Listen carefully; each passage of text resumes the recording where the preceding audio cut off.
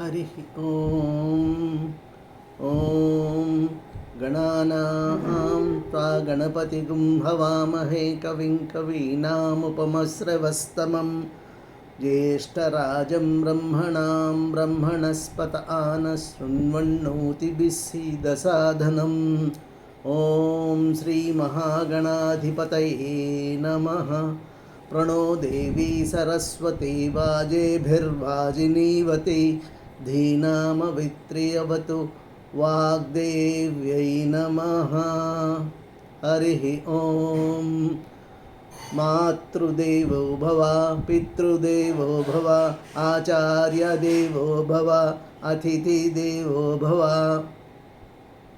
యాన్యనవద్యాని కర్మాణి నో ఇతరాణి సత్యం వద ధర్మం చరా. హరి ఓం.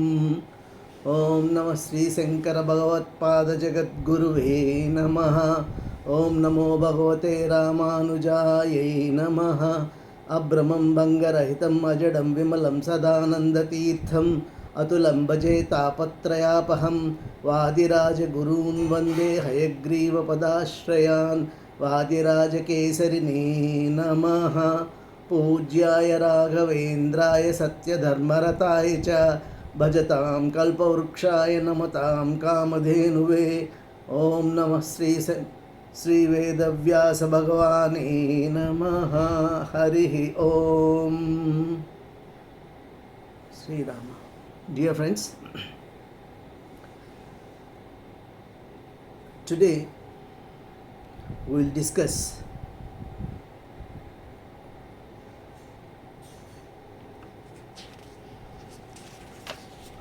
మాండూక్యోపనిషత్. ఇది అధర్వణ వేదానికి చెందినది. మండూక మహర్షి ప్రోక్తం.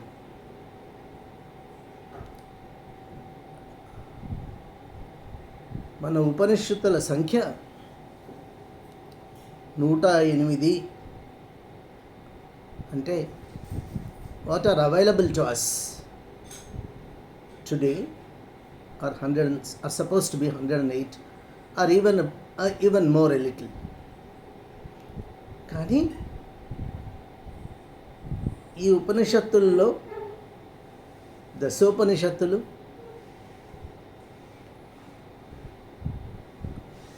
ముఖ్యంగా బ్రహ్మ జిజ్ఞాస కోసమే శంకర భగవత్పాదుల చేత ప్రస్థానత్రయంలో చేర్చబడ్డాయి.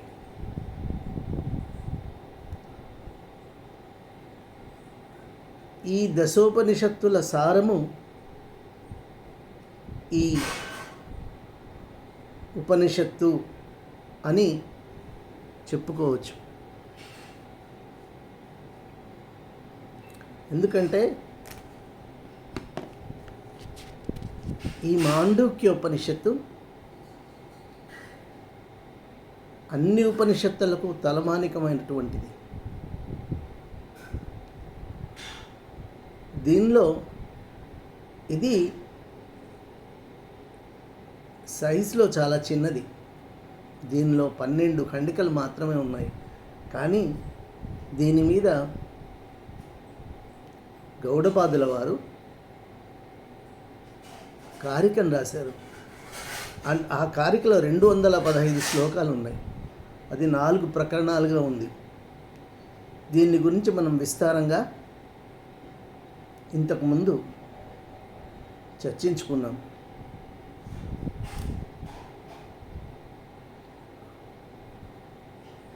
ఈ బ్రహ్మ జిజ్ఞాసలో మిగిలిన అన్ని ఉపనిషత్తులు థియరీ అయితే, ఇది ఈ ఒక్కని ఉపనిషత్తు అయినటువంటి మాండూక్యోపనిషత్తు ప్రాక్టికల్గా సత్యాన్వేషణలో ప్రాక్టికల్గా చాలా ముఖ్యమైనది. ఇన్ఫ్యాక్ట్ బ్రహ్మ జిజ్ఞాసలో పరబ్రహ్మను ఆవిష్కరించడమే బ్రహ్మజ్ఞానము. బ్రహ్మ జిజ్ఞాసలో తెలుసుకోవాల్సిన ముఖ్యమైన విషయం ఏమి అంటే పరబ్రహ్మను గురించి తెలుసుకోవడమే. ఆ పరబ్రహ్మను అక్షర పరబ్రహ్మ స్వరూపంగా, ఆ అక్షర పరబ్రహ్మను నాదబ్రహ్మగా ఆవిష్కరించేటటువంటి ప్రయత్నం ఈ ఉపనిషత్తులో జరిగింది.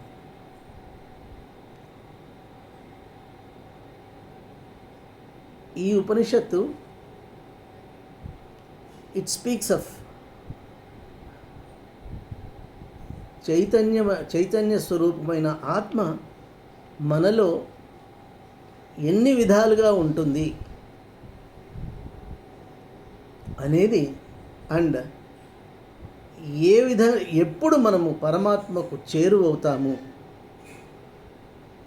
అనే విషయాన్ని ప్రస్ఫుటంగా తెలియచేసి మనల్ని పరమాత్ముని సన్నిధికి చేర్చేటటువంటి మహత్తరమైన ఉపనిషత్తు ఈ ఉపనిషత్తు. ఇది అధర్వణ వేదానికి చెందింది, మాండూక మహర్షి ప్రోక్తం. ఈ ఉపనిషత్తు స్టార్టింగ్లోనే చెప్తుంది, ఇట్ రివీల్స్. మామూలుగా ప్రతి ఉపనిషత్తు స్టార్ట్ అయినట్టే ఈ ఉపనిషత్తు కూడా శాంతి మంత్రంతో స్టార్ట్ అవుతుంది. భద్రం కర్ణేభిః శృణుయామదేవా భద్రం పశ్యేమాక్షభిర్యజత్రా స్థిరైరంగైః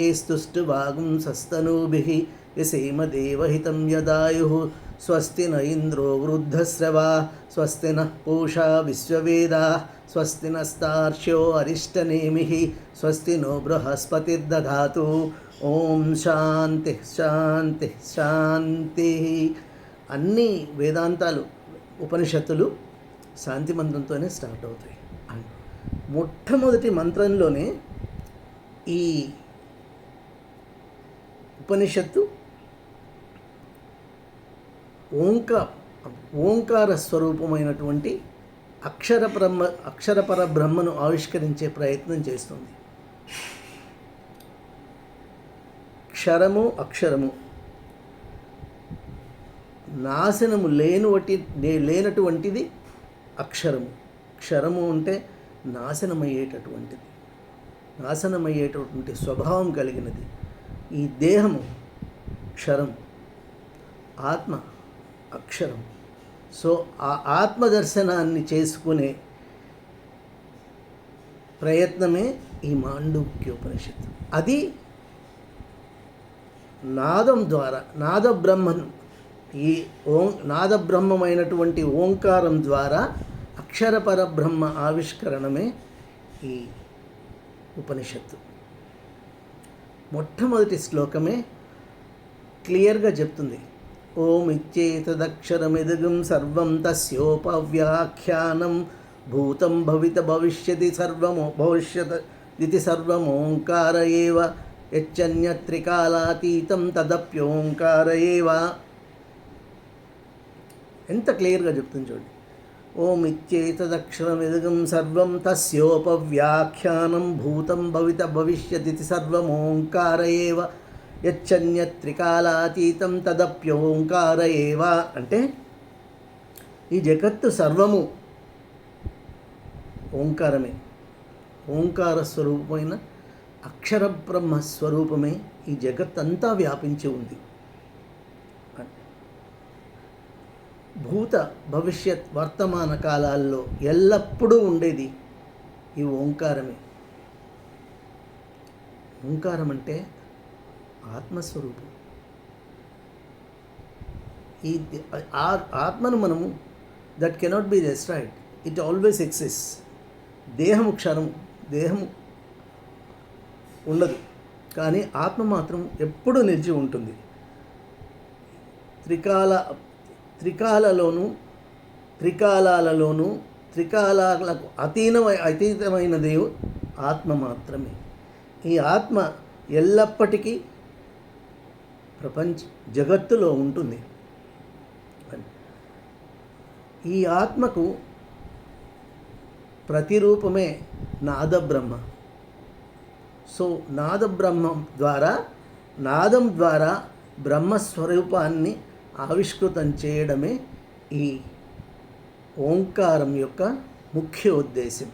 దానిని it's clearly told in this episode, in this Upanishad. And second అంటే ఎప్పటికీ the body may go, but the ఆత్మ, ద చైతన్యం, the which is present will never go. As long జగత్తు ఉన్నంత కాలము ఆత్మ ఉంటుంది. ఆత్మ ఎప్పటికీ నిలిచి ఉంటుంది. ఆత్మ మాత్రమే సర్వైవ్ అవుతుంది. జగత్తు కూడా సర్వైవ్ కాకపోవచ్చు, బట్ ఆత్మ మాత్రము ఎల్లప్పుడూ ఉంటుంది. తర్వాత నెక్స్ట్ సర్వగం హే తద్బ్రహ్మ అయమాత్మ బ్రహ్మ సోయమాత్మ చతుష్పాద్. అంటే ముఖ్యమైన విషయం చెప్పడం మర్చిపోయాను. I'm sorry. ఈ శంకర భగవత్పాదులు ప్రతిపాదించిన 4 గ్రేట్ అటరెన్సెస్ అంటే 4 మహావాక్యాలలో ఒక మహావాక్యం అయమాత్మ బ్రహ్మ. ఇది ఈ అధర్వణ వేదంలోని ఈ ఉపనిషత్తులోనే వస్తుంది, మాండూక్యోపనిషత్తులోనే వస్తుంది. తర్వాత ఇది మాండూక్యోపనిషత్తు అని ఎందుకు అనబడింది అంటే మండూక మహర్షి ద్వారా ప్రవచించబడినది కాబట్టి ఇది మాండూక్యోపనిషత్తు అని చెప్తారు. తర్వాత ఈ మాండూక్యోపనిషత్తు అవస్థలు అంటే ఫస్ట్ మానవునిలో ఉన్న ఆత్మ ఎన్ని విధాలుగా ఉంటుంది, ఎక్కడ స్థితమై ఉంటుంది అంటే ఆత్మ వ్యవస్థీకరణ గురించి తెలిపేటటువంటి ఉపనిషత్తు మాండూక్యోపనిషత్తు. అండ్ ఈ వ్యవస్థలో 4 అవస్థలు ఉన్నాయి అని చెప్తుంది. అండ్ ఒక అవస్థ నుంచి ఇంకొక అవస్థకు కప్ప గెంతులు వేసినట్టుగా ఆత్మ జంప్ చేస్తూ ఉంటుంది. ఒక అవస్థ నుంచి ఇంకొక అవస్థకు మారుతూ వస్తుంది. అందుకని కూడా దీన్ని మాండూక్యోపనిషత్తు అని అనబడింది అని విజ్ఞులు తెలిపినారు. ఇక్కడ ఈ సెంటెన్స్లోనే మనకు ఇది ఆవిష్కారం చేయబడింది. సర్వగం హేతద్ బ్రహ్మ అంటే what ever that exist. Again ఇక్కడికి వచ్చేటప్పటికి వీ హ్యావ్ టు టేక్ 3 సిద్ధాంతాలు అంటే శంకర భగవత్పాదుల వారి అద్వైతము, రామానుజుల వారి విశిష్టాద్వైతము, పూర్ణప్రజ్ఞుల వారి ద్వైతము 3 డిఫరెంట్ ఇంటర్ప్రిటేషన్స్ ఇస్తాయి. దీని గురించి ఆల్రెడీ వీ హ్యావ్ డిస్కస్డ్. అయమాత్మ 4 గ్రేట్ అటరెన్సెస్లో మనం అయమాత్మ బ్రహ్మ అనే ఎపిసోడ్లో we have discussed elaborately. And దీని మీద గౌడపాదుల వారు రాసిన కారికలను గురించి, ఈ మాండూక్యోపనిషత్తు ఇంపార్టెన్స్ గురించి మనం ఇంతకు ముందే డిస్కస్ చేసుకున్నాం. ఇప్పుడు today will discuss only the contents of this Upanishad. Mandukyopanishad ఓంకార పరబ్రహ్మను ఏ విధంగా ఆవిష్కరిస్తుంది అని తెలుసుకునే ప్రయత్నం చేస్తున్నాం. నౌ సర్వం హేతద్ బ్రహ్మ, whatever that exist is Brahma. ఇది శంకర భగవత్పాదుల వారి ఇంటర్ప్రిటేషన్. అంటే ఇన్ అదర్ వర్డ్స్ సర్వం ఖల్విదం బ్రహ్మ అంటాం. అంటే యావత్ జగత్తు బ్రహ్మమయమే. ఈశావాస్యోపనిషత్ మొట్టమొదట అదే చెప్తుంది. ఈశావాస్యమిదగం సర్వం యత్కించ జగత్యాం జగత్. ఈ జగత్తు సర్వము బ్రహ్మం చేత కప్పబడింది అని చెప్తుంది. So whatever that exist is బ్రహ్మస్వరూప. అండ్ అఫ్ కోర్స్ మధ్వాచార్యుల వారు, రామానుజాచార్యుల వారు కొంచెం డిఫరెంట్ ఇంటర్ప్రిటేషన్ ఇస్తారు. They say Brahma is existing in everything. అంటే ఆ పరబ్రహ్మ అన్నింటిలోనూ ఉన్నాడు. సర్వం హేతద్ బ్రహ్మ is existing in everything according to their own theories అని ఫస్ట్. సో ఆత్మ మనలో వ్యవస్థమైంది.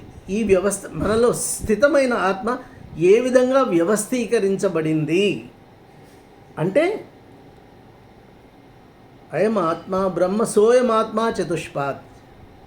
ఆ బ్రహ్మస్వరూపము 4 పాదాలలో ఉంటుంది, 4 పాదాలలో విస్తరించి ఉంటుంది అని. అంటే 4 పాదాలు ఉంటే ఇక్కడ different states, at which state it is. అవి ఏవి అంటే మనలో ఉన్న ఆత్మ ఎన్ని రకాలుగా ఉంటుంది, ఏ అవస్థలో ఇక్కడ అవస్థ అంటే స్టేట్ ఏ విధంగా ఉంటుంది, ఏ అవస్థలో ఏ విధంగా ఉంటుంది, చైతన్యం ఏ విధంగా ఉంటుంది మానవునిలో అనేది దీనిలో తెలుపబడిన విషయం. మొట్టమొదటి విషయం ఏంటంటే దీన్ని శంకర భగవత్పాదుల వారు 4 పాదాలుగా విభజిస్తారు ఈ ఆత్మ వ్యవస్థీకరణం. మొట్టమొదటిది జాగ్రత్త అవస్థ. జాగ్రత్త అవస్థ అంటే మేలుకొని ఉండడం. మనలో స్థితమైన ఆత్మ మనసు ద్వారా, దేహం ద్వారా యాక్టివ్గా ఉండడం, చైతన్యమైనటువంటి స్థితిలో ఉండడం, ఈ విశ్వంతో సంబంధాన్ని కలిగి ఉండడం. సో మొట్టమొదటిది మేలుకొని యాక్టివ్గా ఉన్నప్పుడు ఈ ఆత్మ జాగ్రత్త అవస్థలో ఉంటుంది. జాగ్రత్త అవస్థలో means it is active, the body is active, the brain is active and the atma is active. So the man we are able to interact with the people, with the world. We are able to understand, we are able to tell, we are able to speak, we are able to interact. So we are able to do anything actively. So ఆ మొట్టమొదటి stage జాగ్రత్త అవస్థ. ఈ అవస్థలో at this stage the man we are totally have the connectivity with the world. అంటే జగత్తుతో మనకు సంబంధం కలిగి ఉంటుంది, విశ్వంతో సంబంధం కలిగినటువంటి స్టేజ్. కాబట్టి ఈ స్టేజ్లో మనల్ని వైశ్వానరుడు అంటారు. అంటే విశ్వముతో సంబంధం కలిగినటువంటి స్టేజ్ మేల్కొని ఉన్నాం కాబట్టి. So we are able to do, body is active, brain is active and chaitanyam is active and we are able to respond. We are able to move, we are able to speak, we are able to interact, we are able to do everything for ourselves. అది చైతన్యం. అంటే చైతన్య స్థితి. టోటల్గా చైతన్యం జాగ్రత్త అవస్థలో ఉంటుంది, మనలో ఉన్న ఆత్మ జాగ్రత్త అవస్థలో ఉంటుంది. కాబట్టి we're able to do all these things. So ఇది జాగ్రత్త అవస్థ అంటుంది. రెండవది పాదం ఏది అంటే ఇట్ ఈస్ స్వప్నావస్థ. స్వప్నావస్థ అంటే every human being has to sleep, will go for sleep. తప్పదు, మనకు ప్రతి మనిషి నిద్ర లేకుండా ఉండలేడు. సో మనము నిద్రపోతాం. రెండవ పాదంలో మనము we see the body totally is not moving, body స్టాటిక్గా ఉంటుంది. అంటే బాడీ కదలదు. కానీ మన మనస్సు, మెదడు, మన ఆలోచనలు మనల్ని విడిచిపెట్టవు. సో ఆ ఆలోచనల ద్వారా maybe due to past experience or future thoughts or whatsoever it is, but by having connectivity with the world we dream.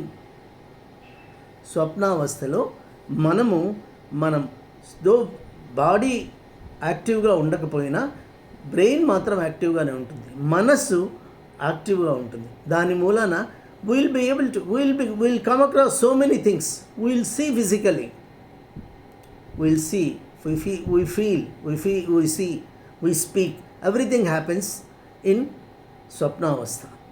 So దాన్ని స్వప్నావస్థ అంటారు. సో అక్కడ మనిషి మాత్రం స్థిరంగా ఉంటాడు, కానీ మనస్సు చంచలమైనది. కాబట్టి because of its connectivity with the world, it is having still connectivity with the world, exist within and outside of the human being. So it reacts. So we come across so many things. So totally it is called స్వప్నావస్థ. Next మూడవ అవస్థ సుషుప్తి అంటుంది. And this is a stage at which even the brain will not be active. అంటే ఈ అవస్థలో ఏమవుతుంది అంటే గాఢ నిద్ర అంటాం దీన్ని మనం. గాఢ నిద్ర అంటే మనకు we do not know what happens, totally we don't have any connectivity, we sleep, we get up, that's all. ఈ మాండూక్యోపనిషత్ గొప్పతనం ఏంటంటే సత్యావిష్కరణలో అక్షర పరబ్రహ్మను అక్షర పరబ్రహ్మ సాక్షాత్కారంలో చాలా ప్రాధాన్యత కలిగిన గొప్ప రోల్ ప్లే చేసేది మాండూక్యోపనిషత్. దిస్ ఇస్ మిగిలిన అన్ని ఉపనిషత్తులు థియరీ అయితే, దిస్ ఈస్ ప్రాక్టికల్. అనుభవపూర్వకంగా మనల్ని అక్షర పరబ్రహ్మతో మమేకం చేసేటటువంటి గొప్ప ఉపనిషత్తు ఈ మాండూక్యోపనిషత్. సో వెన్ వన్స్ ఈ సుషుప్తి అనే దానిలో స్వప్నావస్థలో, because we are though the body is inactive, the brain is active. అందుకని తేజస్సు కలిగి, సో మనలో ఉన్న చైతన్యానికి తేజస్సు కలిగి ఉంటుంది. ఆ తేజస్సుకు ప్రపంచంతో సంబంధం కలిగిన విషయాల గురించే ఆ వాసనలతోనే అది మనకు స్వప్నాలు గోచరిస్తాయి ఆ నిద్రలో. సో అందుకని ఆ స్టేజ్లో రెండవ పాదంలో మనల్ని తైజసుడు అంటారు. సో మొట్టమొదటి స్టేజ్లో వైశ్వానరుడు, రెండవ స్టేజ్లో తైజసుడు. తేజస్సు ఉంది, ఏ తేజస్సు అయితే ఉందో ఆ తేజస్సు ఉంది, కానీ it is having connectivity with the world. Though the body is not connected. ఆ తేజస్సుకు మాత్రము, ఏ తేజస్సు అయితే, ఏ ఆత్మ అయితే మనలో ఉందో ఆ ఆత్మ మనస్సు ద్వారా ప్రాపంచిక విషయాల్లోనే తిరుగుతూ ఉంది. అందుమూలాన్ని మనకు స్వప్నం గోచరిస్తుంది. So it takes us to some other world, illusionary world, which may not be true, but it is active at that stage. అందుకని అక్కడ తేజస్సుడు అంటాం. అండ్ మూడవ స్టేజ్ అయినటువంటి సుషుప్తిలో the body as well as the brain totally will not have any connectivity with the world. జగత్తుతో ఏమాత్రం సంబంధం లేకుండా, అంటే నిద్రపోయిన తర్వాత ఎవరైనా వచ్చి లేపితే, అరే ఏమైంది, 2 hours 3 hours తర్వాత మనం we get up, we do not know what has happened. Deep sleep అంటే గాఢ నిద్రలో పోయి, ఎక్కడైతే అన్ని ఇంద్రియాలు మనస్సుతో సహా మమేకమైపోతాయో, మమేకమైపోయి ఈ జగత్తుతో టోటల్గా సంబంధం తెగిపోతుందో, కాలంతో కూడా సంబంధం లేకుండా తెగిపోతుంది, ఆ స్టేజ్ ఈజ్ కాల్డ్ సుషుప్తి. But if anybody disturbs we come back. మనల్ని ఎవరో ఒకరు డిస్టర్బ్ చేస్తూ ఉంటారు. ఆ డిస్టర్బ్ చేసినప్పుడు బయటకు వచ్చేస్తాం. వచ్చినప్పుడు we do not know what, the time we have slept, we do not know what has happened. ఎవరైనా అడిగితే ఏమైంది, ఏమో నాకు తెలియదు, చాలా గాఢ నిద్రలో ఉన్నా, నాకేం తెలీదు. And it takes little time for us to come back to this world, ఇక్కడున్నాను నేను చూసుకోవడానికి. సో ఆ స్టేజ్లో ప్రాజ్ఞుడు ఉంటారు. అంటే ప్రాజ్ఞత, it is the stage at which the atma, we are trying to find out what is the unconnectivity with the world. అంటే ఎప్పుడైతే మనకు జగత్తుతో సంబంధం తెగిపోతుందో అప్పుడు మనం ముక్తులైనట్టు లెక్క. అదే ముక్తి. సో మనకు what else, the very purpose of what is the purpose of doing reading, knowing all these things? It is to reach మోక్ష. మోక్షపదమే. ఆ మోక్షపదం ఎక్కడ లభిస్తుంది మనకు? when we have no connectivity. అంటే మనం ఉంటే మనకన్నీ భార్య, పిల్లలు, స్నేహితుడు, సంసారము, జగత్తు, ఇల్లు, వాకిలి, డబ్బు, ఇవన్నీ. ఏమీ లేకపోతే ఏమీ లేదు, ఏమీ లేకపోతే ఆనందం, అదే ఆనంద స్వరూపం. And ultimately the very purpose of our life is to such ఆనంద స్వరూపం, ఆనందం, మోక్ష ఆనందాన్ని తెలుసుకోవడం. ఆ మోక్షానందం ఏమిటి అనేది అనే సత్యాన్ని ఆవిష్కరించే ప్రయత్నమే ఈ మాండూక్యోపనిషత్తు. సో అక్కడ మనకేమీ తెలీదు, will be very happy. See totally to tell at that stage you are extremely happy because you do not have any connectivity. And నాలుగవ పాదము తురీయ అంటే ఇక్కడ ఇక్కడ మనకు ప్రాజ్ఞత కలుగుతుంది. అంటే మనము పరమాత్మకు చేరువవుతాము because we don't have any connectivity. And బ్రహ్మజ్ఞానం అంటే ఏంటి? ఇదే సత్యస్య సత్యం అంటాడు బృహదారణ్యకంలో. అజాతశత్రువు గార్గుడికి ఉపదేశిస్తూ, బ్రహ్మజ్ఞానాన్ని ఉపదేశిస్తూ సత్యస్య సత్యం అంటాడు. సత్యం ఏంటి? ఆత్మ ఇట్ ఎగ్జిస్ట్ త్రూ మన ద్వారా. అండ్ దెర్ ఈస్ ఇంకొక సత్యం ఏంటి అంటే పరమాత్మ. సో బ్రహ్మజ్ఞానం అంటే it is nothing but the search for existence of non existence. We exist. ఆత్మ ఈజ్ ఎగ్జిస్టింగ్. చైతన్యం మనలో ఉంది, భగవత్ స్వరూపమైన చైతన్యం మనలో ఉంది. శంకర భగవత్పాదుల ప్రకారం అయితే ఆత్మ పరమాత్మ రెండో ఒకటే. As long as till we realise that we don't have absolute connectivity with this, అంటే అవిద్య తొలగిపోయేంత వరకు మనము ఈ సంసార బంధాల్లో ఇరుక్కొని మనం we're not able to realise that మనమే పరమాత్మ స్వరూపము అని మనం తెలుసుకోలేకపోతున్నాము. అదర్వైజ్ ఎప్పుడైతే ఆ విద్య తెలిగిపోతుందో, నేను కాదు, ఈ శరీరం నాది కాదు, తనువు తాను కాదని తెలియవానికి జపమేల తపమేల ఎనుకుల తిలక అంటాడు రామదాసు. సో ఆ స్టేజ్, అది శంకర భగవత్పాదుల వారి ఇంటర్ప్రిటేషన్. సో ఆ స్టేజ్ ఎక్కడ లభిస్తుంది? ఈ స్టేజ్లో లభిస్తుంది. But here it is temporary.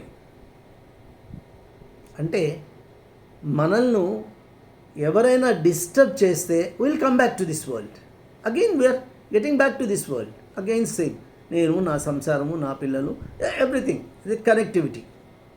So ఎప్పుడైతే అది నిజమైన ఆనంద స్వరూపము అంటే చెప్పాలంటే ఏది అంటే అదే ఈ బంధాలను తెంచుకోవడమే.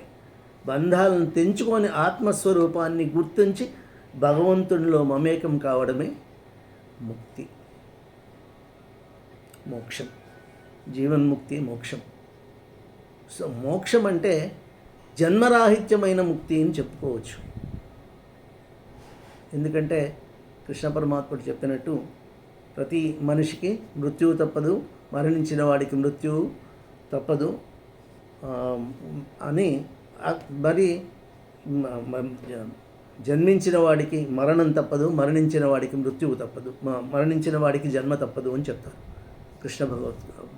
కృష్ణ పరమాత్మల వారు భగవద్గీతలో. జాతస్య హి ధ్రువం మృత్యు ధ్రువం జన్మ మృతస్య చ తస్మాద పరిహారార్థేన త్వం సూచి సుమర్సతి అని చెప్తారు ఆయన భగవంతుడు. సో అది ఉంది.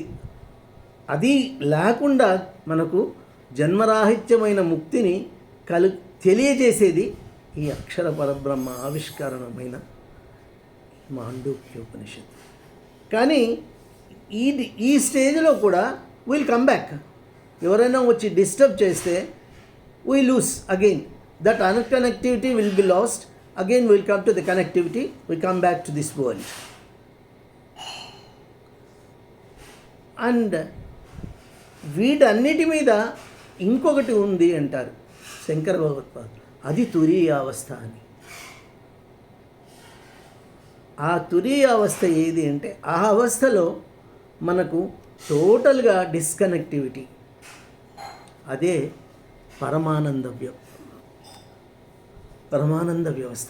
కంప్లీట్గా పరమాత్మను మనం సందర్శించగలిగినటువంటి స్టేజ్ అది ఆ తురీయ అవస్థ అంటారు. ఈ మూడింటిని కాదని 4వ పాదం కూడా ఉంది. ఆ 4వ పాదంలో తురీయుడు అంటారు, తురీయ అవస్థ అంటారు. Total unconnectivity with this world.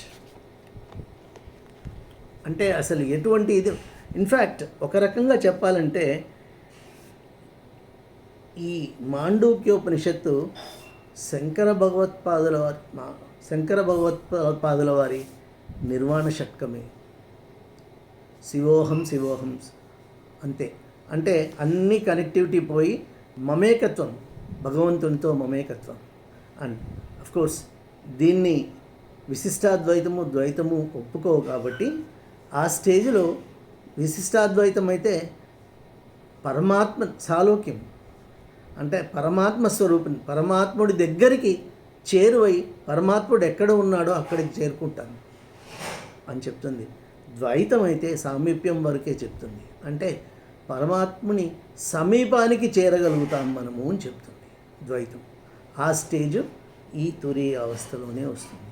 And దీనిలో ఆ 3 స్టేజెస్ను ఆ ఊ మా 3 స్టేజ్. ఆ అంటే టోటల్ ఇది మొట్టమొదటి స్టేజ్ అకారం.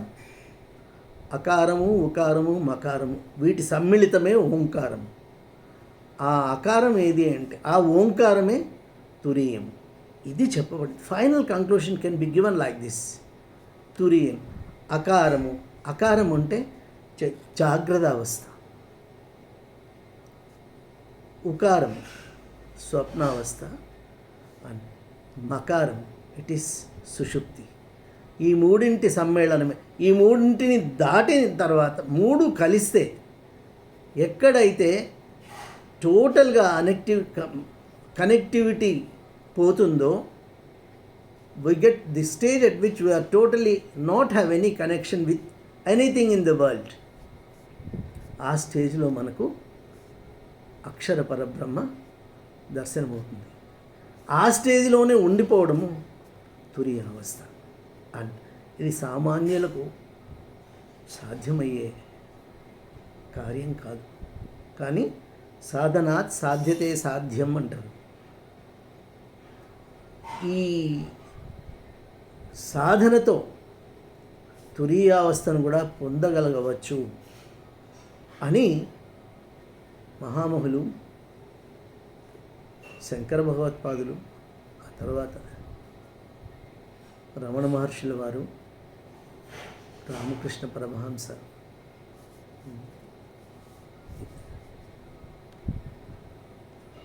కంచి పరమాచార్యుల వారు, ఇటువంటి మహానుభావులు చాలామంది ఆ తురీయ అవస్థను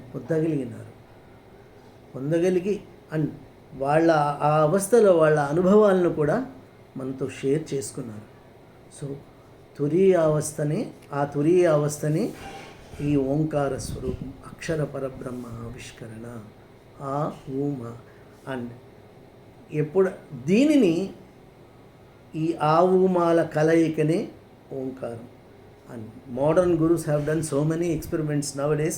We have been come across ఆవుమా అని, ఔం అని రకరకాలుగా ఈ ఓంకారాన్ని స్ప్లిట్ చేసి they are teaching. Maybe it's not ఓంకారంగానే మనకు ఉపనిషత్తుల్లో చెప్పబడింది ఓంకారం మాత్రంగానే, కానీ ఈ ఓంకారమే నాద రూపంలో భగవంతునితో భగవంతుని సన్నిధికి చేర్చి మనల్ని పరమాత్మతో అనుసంధానం చేసేటటువంటి ప్రక్రియే ఈ మాండూక్యోపనిషత్తు. దీనిని పతంజలి మహర్షుల వారు యోగ దర్శనంలో చాలా చక్కగా వర్ణిస్తారు. ఆయన శబ్దగ్రహణం ద్వారా ఈ తురీయాన్ని ఆవిష్కరించే ప్రయత్నం చేస్తారు. అండ్ ప్రాబబ్లీ దట్ యోగానికి పరాకాష్ట, పరా అంటారు. అంటే సాధకుడు యోగంలో ఉన్నప్పుడు అన్నింటినీ, that sound which he enjoys submersing himself with the nature is called para అంటారు దీన్ని. అంటే యోగంలో కూర్చున్నప్పుడు, ధ్యానంలో కానీ యోగంలో ఉన్నప్పుడు ఏ ఓంకారం అయితే నాభి కంటే కింది భాగం నుంచి వెలువడుతుందో, దానిని యావత్ జగత్తులోనూ అది విస్తృతమైందో, ఆ విస్తృతమైనటువంటి ఓంకారాన్ని వినగలిగిన స్టేజ్ ఇట్ ఈస్ కాల్డ్ పరా. నెక్స్ట్ పశ్యంతి అంటారు. అంటే ఓంకారాన్ని సాధకుడు ఓంకారాన్ని సాధన చేస్తూ ఓంకారాన్ని జపించడం, నాభి నుంచి వెలువడే ఓంకారము, ఆ ఓంకారాన్ని మమేకమైపోయి కంప్లీట్గా పరిస్థితులన్నింటినీ మమేకమైపోయి ఒక రకమైన తపస్సు, ఇంద్రియాలన్నింటినీ ఐక్యం చేసి మనస్సుతో ఆ ఓంకారాన్ని ఎంజాయ్ చేయగలగడం, ఆ ఓంకార ధ్వనిని సంగ్రహించడం, ఇట్ ఈస్ కాల్డ్ పశ్యంతి అంటారు. దీన్ని సుషుప్తి కింద చెప్పుకోవచ్చు. పర అనేదాన్ని తురీయం కింద చెప్పుకోవచ్చు. అండ్ మూడవది మధ్యమ అంటారు. అంటే మనస్సులోనే సాధకుడు కూర్చొని ఓంకారాన్ని స్మరించడం. ఆ ఓంకారము ఏదైతే పదము ద్వారా, ఓంకారం అనే పదాన్ని ఆయన జపిస్తున్నాడో అది ఆయనకు మాత్రమే వినపడుతుంది, వేరే ఎవ్వరికి వినపడదు. So he feels that he is enjoying, he is alone, he is enjoying his sound, ఓంకారం. తన మనస్సులో నుంచి వెలువడే ఓంకారాన్ని ఆయన ఎంజాయ్ చేస్తారు. దట్ ఈస్ కాల్డ్ మధ్యమ అంటారు, ఈ స్వప్నావస్థ. And the final one is వైఖరి అంటారు. అంటే ఏదైతే శబ్దము ద్వారా, అంటే మన నాలిక, దంతములు, దవడ అన్నీ కలిపి పనిచేసి శ్వాస ద్వారా బయటకు వస్తుందో దాన్ని వైఖరి అంటారు. ఈ వైఖరిని ఓంకారం డైరెక్ట్గా జాగ్రత్త అవస్థలో వస్తుంది. అంటే knowingly, I'm speaking of Omkaram Om, so I'm making Omkaram sound బయటకు వస్తుంది. నేను ఓంకార జపం చేస్తున్నాను, నాకే కాదు అందరికీ ఈ సౌండ్ ద్వారా తెలుస్తుంది. దీన్ని వైఖరి అంటారు. ఈ రకంగా ఈ ఆ ఓంకార అక్షర పరబ్రహ్మ స్వరూపాన్ని యోగంలో ఈ 4 స్టేజ్ల ద్వారా ఆవిష్కారం చేసే, నాదబ్రహ్మగా ఆవిష్కారం చేసే ప్రయత్నం పతంజలి మహర్షి యోగ దర్శనంలో చేశారు. సో ఈ ఓంకారము చాలా గొప్పది. అండ్ ఈ ఓంకారము ఎందుకంటే యాజ్ఞవల్కుడు చెప్తాడు, మనసశ్చ ఇంద్రియాణం ఐక్యాగ్ర్యం తపోముచ్యతే అంటారు. అంటే మనసును ఇంద్రియాలతో సంలగ్నం చేసి ఓంకారాన్ని ఎవరైతే జపిస్తారో, అంటే తపస్సు అంటారు దాని ద్వారా మనము పరబ్రహ్మను ఆవిష్కృతం చేయగలుగుతాము, పరబ్రహ్మను కనుగొనగలుగుతాము అనేది ఈ ఉపనిషత్తులో చెప్పబడింది. అందుకే and this is if you practice and తెల్లవారుజామున, అందుకే అందరూ పెద్దలు చెప్తారు, బ్రహ్మముహూర్తము అంటారు, తెల్లవారుజామున లేచి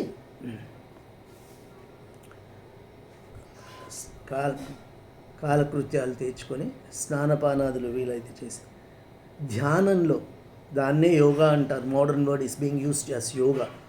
యోగం అనండి, ధ్యానం అనండి, ఏమన్నా అనుకోండి. ఒక ½ an hour if you concentrate and if you chant this Omkara mantra, and you will have will be exposed to an enlightenment, an unknown experience. ఇది ప్రాక్టికల్గా తెలుసుకోవాల్సిందే. దీని ద్వారా అవయవాలే కాదు, మనస్సు, జ్ఞానము అన్నీ ఉత్సాహవంతమవుతాయి, ఉద్వేగభరితమై చాలా ఉల్లాసంగా డే స్టార్ట్ అవుతుంది మనకు. అందుకే తెల్లవారుజామున ఓంకార నాదాన్ని జపం చేయమంటారు పెద్దలు. ఇది ఈ ఉపనిషత్తు యొక్క చాలా గొప్ప ఆవిష్కరణ. And practically also, even in the modern time management we say it speaks of, అంటే I'm speaking of the physical, the materialistic world, the management, time management it's called. There also we have called the days is called since time management, modern time management. It is divided into 3 parts.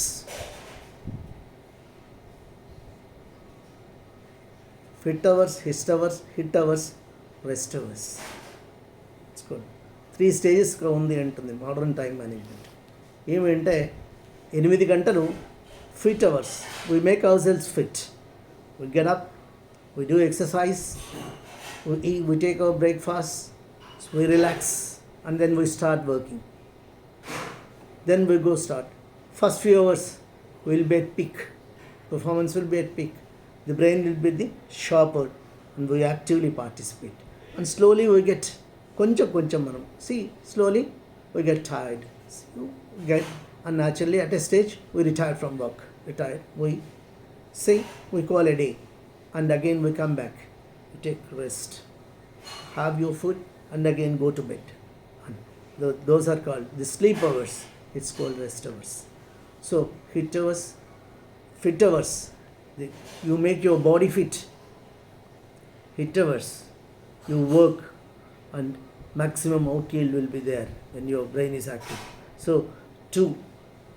for going to the second stage, first stage is necessary. Unless you are fit, you cannot hit, your input will not be maximum. And again from there, rest hours, you have to go for rest, otherwise you cannot survive. But to have a better tomorrow, you have to go for rest. And again it is the same, the cycle continues. అంటే ఇది materialistic time management. ఇదే ఓంకార్. దీనిలో ఏమవుతుంది మనకు ఇక్కడికి వచ్చేటప్పటికి ఏమవుతుందంటే, because in terms of philosophy it is spiritualism. It is stated that there is one stage above which is called eternity, through which we can have the darshan of Chaitanya Swarupa, Lord. We can seek the Lord's, we can feel the Lord at Turiya Avastha. This is what being taught by this Upanishad. ఈ ఉపనిషత్తు మాండూక్యోపనిషత్తు గొప్పతనం ఇది. Okay, with this ఓం నమో నారాయణాయ. Thank you.